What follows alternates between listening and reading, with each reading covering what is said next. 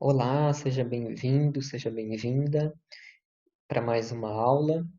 Eu sou o professor Rafael Guerreiro, sou professor de Biologia no estado de São Paulo, e na aula de hoje eu falarei sobre as viroses, tá? Nessa primeira parte, falarei mais especificamente das viroses respiratórias e da COVID.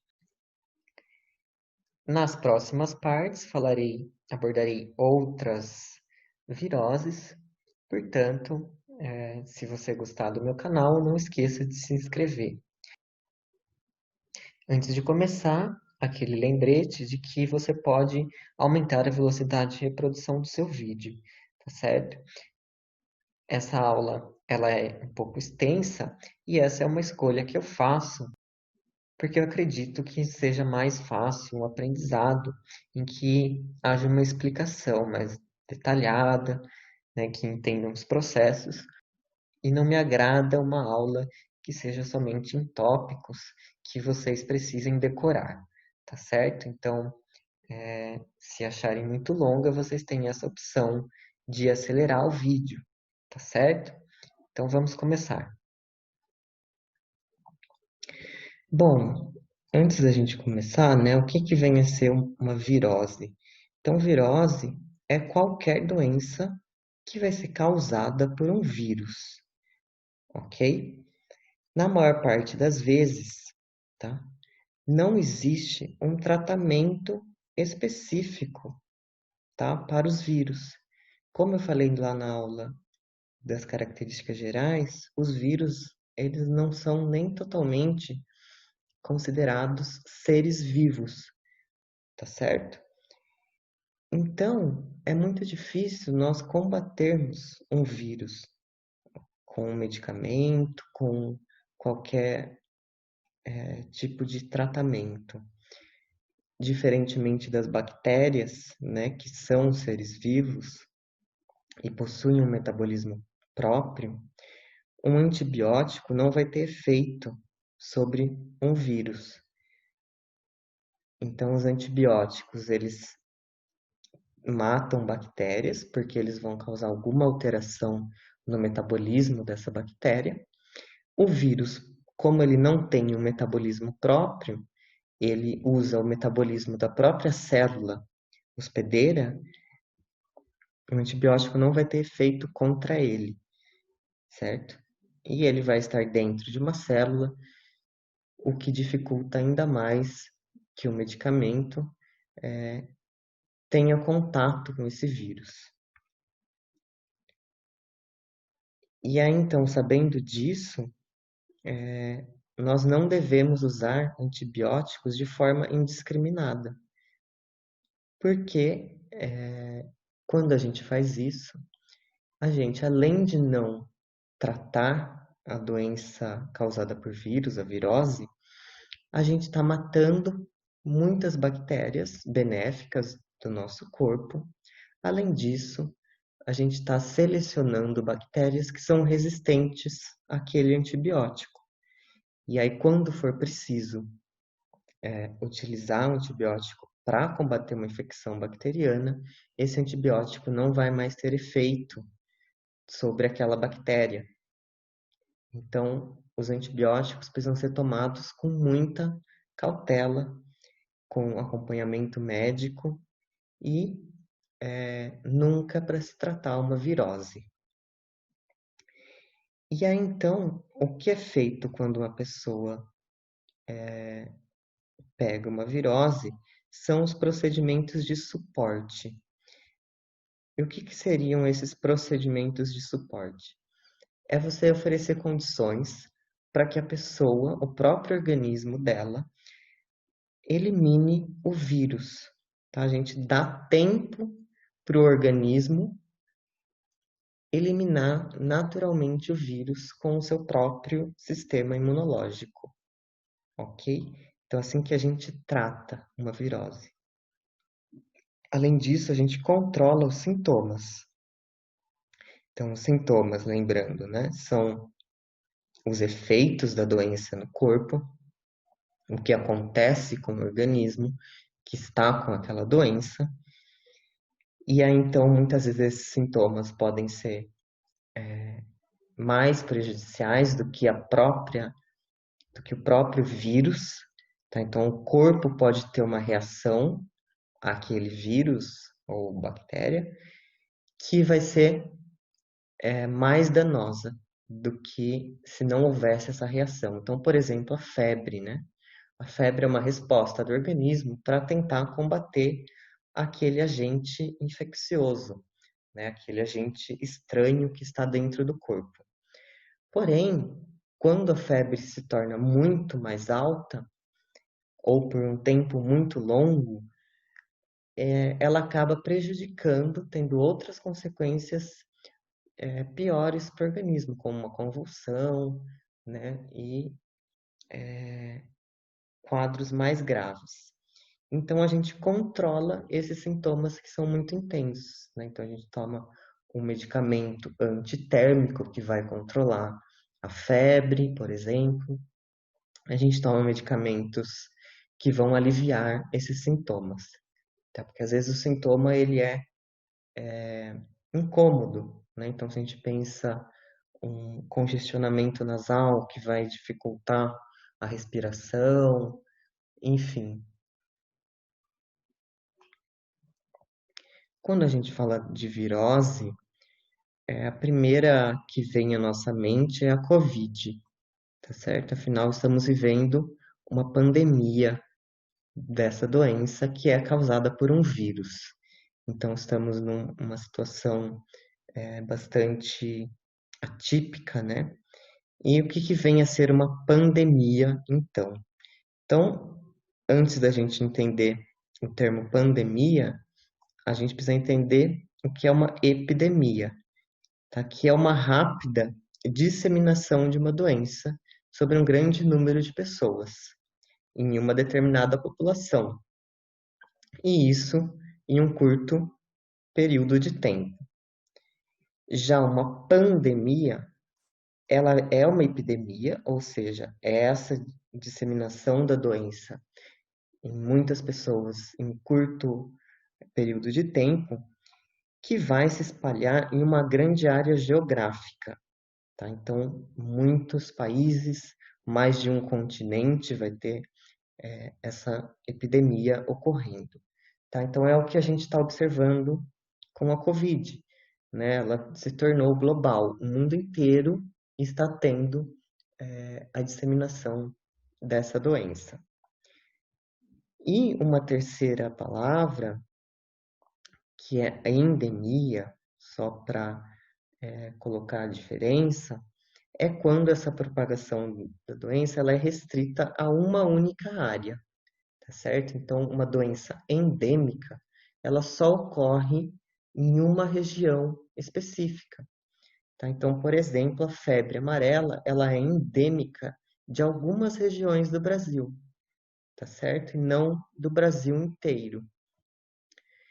Bom, a melhor forma da gente prevenir uma virose é através das vacinas, tá certo? Então, elas têm essa função de controlar e prevenir as viroses. Existem dois tipos de vacinas, tá? Em relação aos vírus. Aquelas vacinas chamadas atenuadas, que são vacinas que contêm os vírus enfraquecidos. Então, o vírus ele é inserido dentro de um ovo do embrião que está lá dentro e, com o passar do tempo, esse vírus vai adquirindo mutações que o tornam mais fraco, né, com uma capacidade reduzida de causar doença, enfim. Esse vírus ele é transformado lá dentro, depois ele é extraído e então injetado nas pessoas. Os vírus enfraquecidos, eles vão causar uma doença, podem causar uma doença de uma forma muito mais leve. E aí, o organismo, ao combater esse vírus, ele vai adquirir a imunidade, ou seja, a resistência a ele, de modo que quando o vírus normal, né, o vírus não enfraquecido entrar no corpo, a pessoa já vai ter aquela proteção.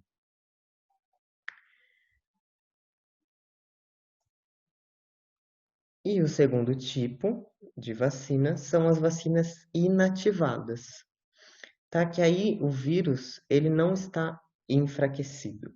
Ele foi destruído, tá?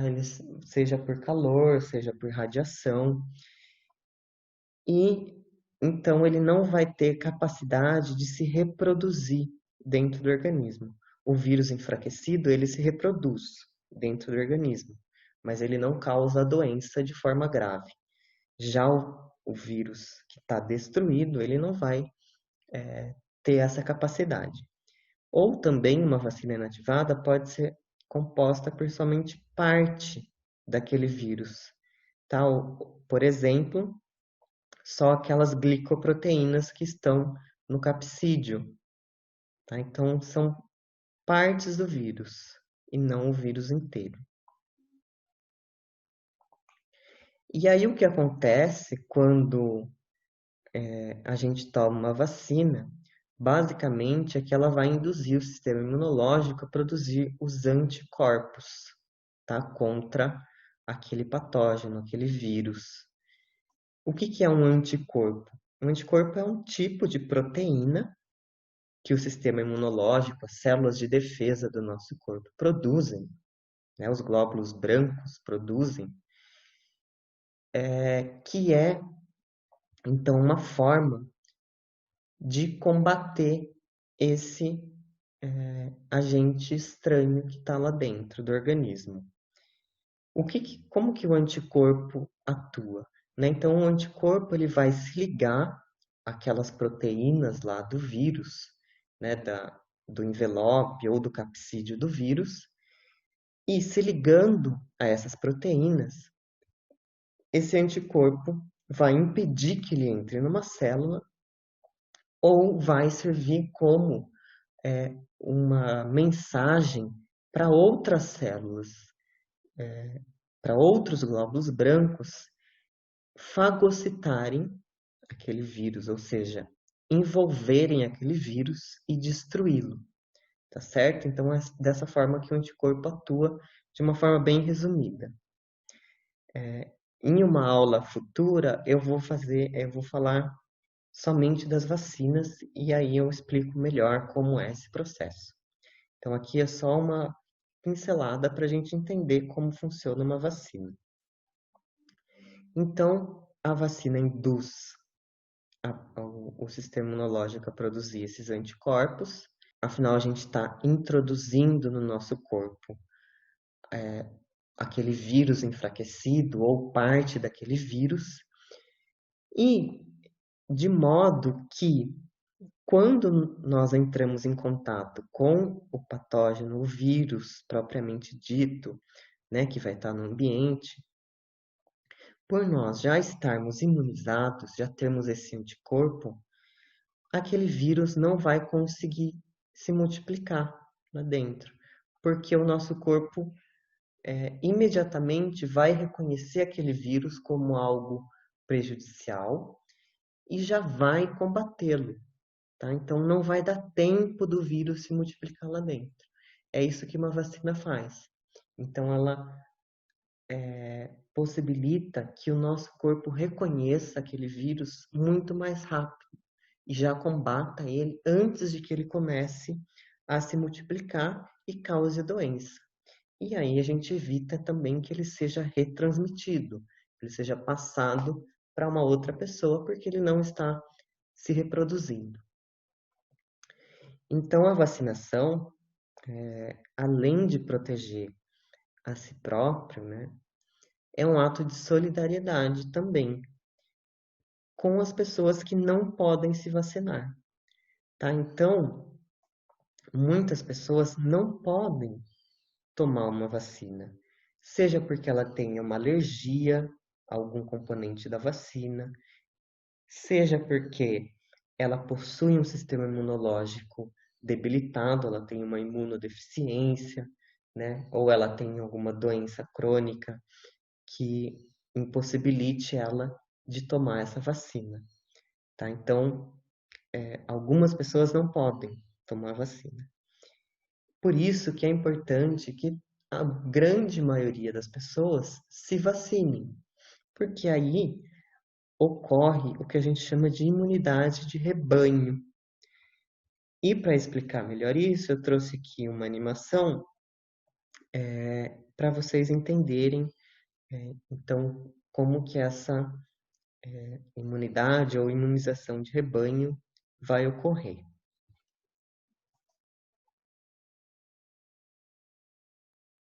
Então, quando uma pessoa ela é vacinada, ela fica imune àquela doença, ela não transmite, como eu falei. Então, ela atua como se fosse uma barreira na transmissão daquela doença. Tá? Então, a doença vai sendo transmitida, quando chega na pessoa que está imunizada, ela não dá continuidade àquela transmissão.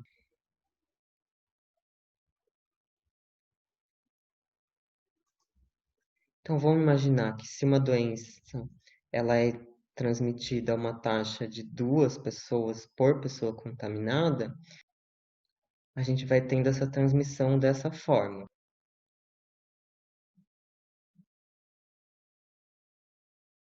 Porém, se a gente tem uma porcentagem da população que está vacinada, essa doença ela vai se espalhar bem menos, porque as pessoas vacinadas não transmitem a doença, tá? Então, olha a diferença, né? Então, se a gente pega essa pessoa aqui, por exemplo, mesmo ela não tendo sido vacinada, ela foi protegida porque esta pessoa que transmitiria para ela está vacinada, tá? Então, isso que a gente chama de imunidade de rebanho, porque várias pessoas vacinadas vão impedir que a doença se espalhe. Quanto mais pessoas vacinadas a gente tem na população, mais protegidas outras pessoas vão estar. Uma coisa que pode acontecer também é que mesmo que uma pessoa se vacine, então vamos imaginar que essa pessoa aqui tenha se vacinado, mas por algum motivo a vacina não teve efeito no organismo dela e ela não se imunizou, tá? Isso pode acontecer. Afinal, o corpo humano não é algo exato, né? A ciência biológica não é exata.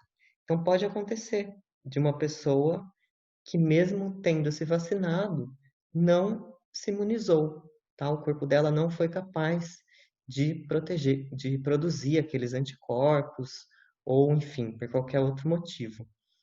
Então, essa pessoa estaria protegida por conta de outras que sim se vacinaram.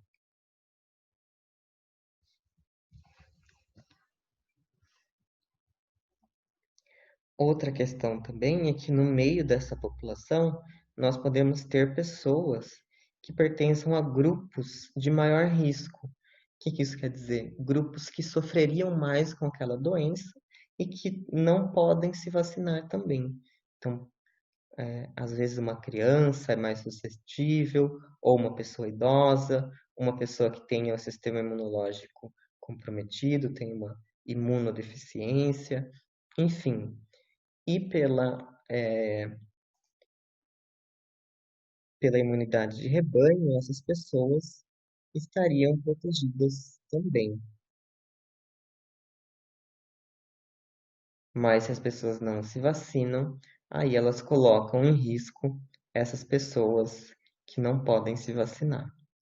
Tá? Então, por isso que eu escrevi aqui que é um ato de solidariedade, né? Porque você não está protegendo somente você está protegendo outras pessoas também, tá? Porque você se torna uma barreira na transmissão daquele vírus. Bom, agora eu vou falar doença por doença, tá? E como que eu vou fazer isso nessa aula? Então, eu trouxe aqui em forma de tabela, tá? Que eu vou trazer o nome da doença, o patógeno, que é o agente causador, a forma de transmissão, ou seja, como que uma pessoa transmite para outra, como que esse patógeno ele sai de uma pessoa doente e chega até outra pessoa, quais são os sintomas, né, que são os sinais no corpo, o que aquela doença causa, tá, no organismo, qual é o tratamento, se existe algum tratamento específico, né? Eu já falei que, de uma forma geral, não existem tratamentos específicos, mas se existe algum detalhe, eu trago aqui, então, nessa coluna. E a profilaxia. Então, lembrando que profilaxia é o mesmo que prevenção. Atitudes, comportamentos que nós podemos ter para prevenir, para evitar contrair aquela doença, contrair aquela infecção. Então, a primeira doença, né, mais falada ultimamente é a COVID, tá? Então, COVID-19 é o nome da doença, certo? Que é uma sigla para Coronavirus Disease, tá? Do inglês. Ou seja, doença do coronavírus. Então, aqui uma imagem do coronavírus, né, que recebe esse nome por conta das proteínas do envelope, que no microscópio eletrônico ficam similares a uma coroa, tá? Então, essas proteínas, lembrando, são as proteínas que o vírus utiliza para entrar na célula. O patógeno, né, o vírus, o nome do vírus é SARS-CoV-2. As pessoas têm confundido bastante, né? COVID com coronavírus ou SARS-CoV-2. Então, aqui é o nome do vírus, que é uma sigla também para coronavírus da síndrome respiratória aguda grave. Então, esse vírus ele causa uma síndrome respiratória e ele foi o segundo desse tipo a ser descoberto, por isso, então, o número 2. Existem diversos, tá? Dezenas de coronavírus diferentes. Atualmente, o que está causando a pandemia seria, então, essa espécie aqui. A transmissão dele é por gotículas de saliva ou muco que são eliminados, né, pela tosse, pelo espirro, pela fala. E essas gotículas também, elas podem ficar em objetos, ficar no ar, tá? Então, por exemplo, quando nós tocamos um objeto que foi contaminado com essas gotículas e nós levamos a mão até os olhos, a boca ou o nariz, esse vírus consegue entrar no nosso corpo. Os sintomas principais, né, são febre, coriza, que é a produção excessiva de muco nas vias respiratórias, dor de garganta, a dificuldade para respirar, que pode levar à pneumonia. Então, esse sintoma, né, a dificuldade na respiração, é o sintoma que é mais preocupante, tá? Que faz com que as pessoas precisem ser internadas para conseguir respirar. Porque o vírus, esse vírus, ele atinge as células do pulmão, tá certo? E destruindo essas células do pulmão e levando a uma resposta do sistema imunológico no pulmão, faz com que esse pulmão fique inchado e, além disso, né, sem uma superfície para captar oxigênio. E aí, dessa forma, a pessoa precisa ser internada, e isso, então, aliado ao fato de ser um vírus que se espalha muito rapidamente, faz com que seja um problema de saúde muito grave.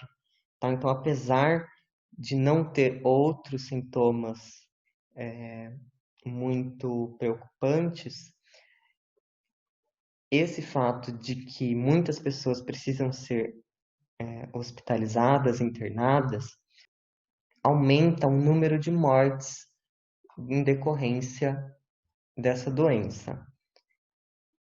Então, muitas pessoas ficando doentes ao mesmo tempo esgotam, né, os leitos de hospitais, e aí muitas pessoas que não viriam à morte se tivessem um tratamento acabam morrendo. Então, é por isso que a gente precisa, sim, evitar ao máximo contato social, que ainda nós não temos uma vacina para proteger. Então, quando a gente evita sair, né, nas ruas, evita aglomerações, nós estamos impedindo que esse vírus seja transmitido de uma pessoa para outra. E temos grupos de risco também dessa doença, grupos de pessoas nas quais essa doença é mais grave, então, como pessoas idosas, né, pessoas que já tenham doenças crônicas, como diabetes, pressão alta, enfim. Essas pessoas são mais vulneráveis às consequências desse vírus. Por isso, a importância da gente evitar o contato social, que a gente está protegendo outras pessoas também. Muitas pessoas não podem, não têm condições de evitar esse contato social, de fazer esse isolamento, tá certo? Elas precisam trabalhar, né? Principalmente os trabalhadores e trabalhadoras da saúde, né? Que vão atender as pessoas doentes e muitos outros serviços essenciais. Essas pessoas não podem, né? Fazer o isolamento. E aí, quem pode fazer o isolamento está fazendo um ato de solidariedade com essas pessoas que não podem, tá? Então, a questão é sempre reduzir os riscos, reduzir a transmissão. É claro que a gente não vai conseguir evitar 100%, mas o máximo que nós conseguirmos evitar de transmissão vai possibilitar, então, com que dê tempo dessas pessoas serem atendidas, tá? Nos hospitais e não ocupem todos os leitos ao mesmo tempo. Além disso, de tudo isso que eu falei, mesmo uma pessoa jovem que não faz parte de um grupo de risco, ela pode ter sequelas respiratórias, tá? Então, a capacidade respiratória reduzida nos pulmões. Além disso, crianças também podem ter uma resposta a esse vírus, que é uma doença autoimune, que o próprio sistema imunológico vai ser desregulado de alguma forma, não se entende muito bem ao certo ainda, e os vasos sanguíneos acabam ficando inflamados, né? Acabam tendo aí uma complicação e a criança pode também morrer. Então, é uma doença nova, né? Então, todos os efeitos dessa doença ainda não são totalmente compreendidos. O tratamento é feito com o controle dos sintomas também. Ainda não há um tratamento específico comprovado. Como que a gente evita, né, a transmissão dessa doença? Imagino que vocês já saibam bastante disso, né? Mas sempre bom relembrar e entender o porquê de cada uma dessas medidas. Então, lavar bem as mãos, como eu falei, nós podemos tocar em objetos contaminados e o vírus, ele possui um envelope, o envelope é formado de gorduras. Quando nós utilizamos sabão, sabonete, nós eliminamos o vírus que está ali, ou até mesmo podemos destruir esse envelope, e aí o vírus perde a sua capacidade de infectar. Quando não é possível lavar a mão, né, a gente higieniza com álcool 70%. Tá? Então, o álcool 70%, ele precisa ter essa proporção de álcool em relação à água, para que eles tenham a sua eficiência. Tá? Então, um álcool mais fraco que isso ou mais forte que isso, ele não consegue eliminar o vírus. Pode parecer meio estranho, né? A gente falar que um álcool mais forte não eliminaria o vírus, porque se ele é mais forte, se espera que ele seja mais potente, mas é que um álcool mais forte do que isso, né, uma composição maior do que essa, faz com que esse álcool evapore muito mais rápido, tá? E não dê tempo de destruir aquele vírus. Então, utilizar máscaras, né, sempre que a gente sair em público, for ter contato com outra pessoa, a máscara ela evita, né, que esse vírus espalhe no ar. Muitas pessoas não têm sintomas da doença, certo? Ou seja, a pessoa não sabe que está carregando o vírus, mas mesmo assim ela pode transmitir. Então, a máscara, em todos os casos, é importante por conta disso, para que a pessoa não transmita esse vírus, mesmo que ela não saiba. Outra medida profilática seria, então, evitar o contato com outras pessoas, tá? Principalmente aglomerações, muitas pessoas reunidas. Se for necessário, né, esse contato, então, pessoas que trabalham em serviços essenciais ou que precisam, de alguma forma, entrar em contato com outras pessoas, manter distância de 2 metros. Isso não evita totalmente, mas oferece uma segurança maior. Outra medida de profilaxia, higienizar objetos e alimentos, tá? Em uma solução, então lembrando, solução é uma mistura de 2 partes de água sanitária para 10 partes de água. Então, por exemplo, se eu vou usar 100 ml de água, eu uso 20 ml de água sanitária, tá certo? Ou se eu vou usar 10 copos de água, eu uso 2 copos de água sanitária e misturo, tá? Essa proporção já é suficiente para eliminar o vírus, tá? Para deixar ele de uma forma que ele não seja capaz de infectar uma pessoa. Outras 2 doenças muito parecidas com a COVID e mais conhecidas também, né, que não surgiram agora, são o resfriado e a gripe. Muitas pessoas confundem essas 2 doenças, tá certo? Mas elas são causadas por tipos de vírus diferentes. Apesar de ter os mesmos sintomas respiratórios, né, que são as inflamações nas vias aéreas, tosse, a coriza, dor no corpo, indisposição. Então, são sintomas bem parecidos, mas os vírus são diferentes. Então, o resfriado, ele é causado pelos rinovírus, tá? E existem mais de 200 tipos diferentes desse rinovírus. É por isso que nós ficamos resfriados mais de uma vez ao ano, tá? Porque quando nós pegamos um tipo, né, uma variedade desse vírus, o nosso corpo fica imune a ele. Porém, existem mais de 200 diferentes. Então, nunca é pelo mesmo vírus exatamente igual.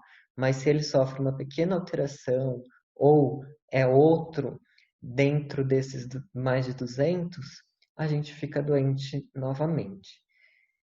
Existem algumas medidas que nós fazemos para evitar que ele cause a doença no nosso corpo. Então, nós podemos entrar em contato com o vírus entrar no nosso corpo, mas nós não desenvolvermos a doença.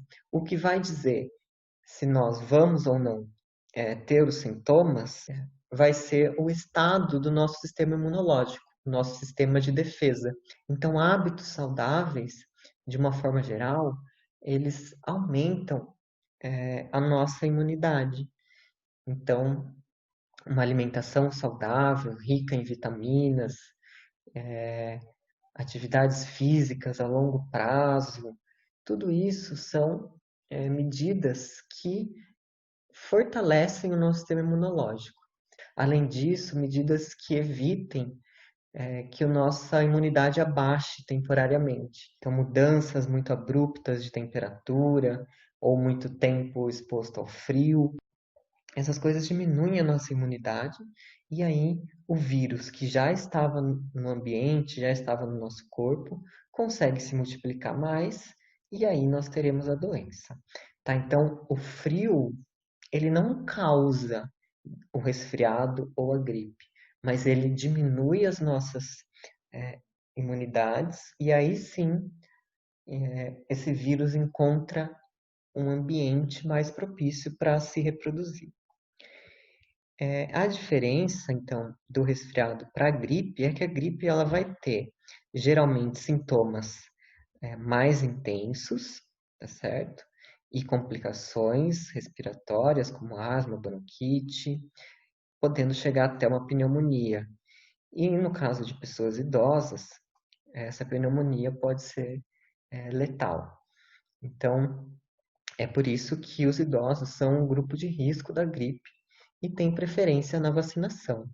Então, existe vacina, né, para gripe, e essa vacina, ela é todo ano atualizada, digamos assim, né, é feita uma nova vacina, porque esse vírus da gripe, que é o influenza, ele sofre muitas mutações, tá? Então, na aula passada das características gerais dos vírus, eu falei que essa era uma característica dos vírus, né, que eles se transformavam ao longo do tempo, alterando o seu material genético, e nessa alteração de material genético acaba ocorrendo também a alteração das proteínas, né, do envelope, do capsídeo, e como os anticorpos, eles são específicos para cada proteína desse envelope, se essa proteína muda, aquele anticorpo que a gente já tem no nosso organismo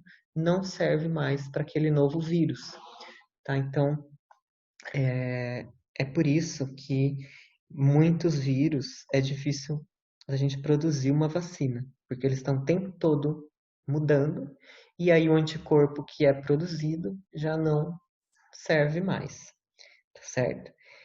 E a gripe, a gente vai ter diversos tipos, né, desse influenza também.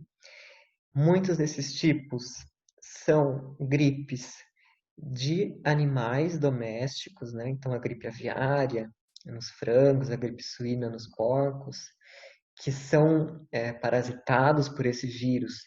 E aí, a qualquer momento, né, uma mutação pode tornar esse vírus também patogênico para o ser humano. Então, essa é uma preocupação muito grande que existe.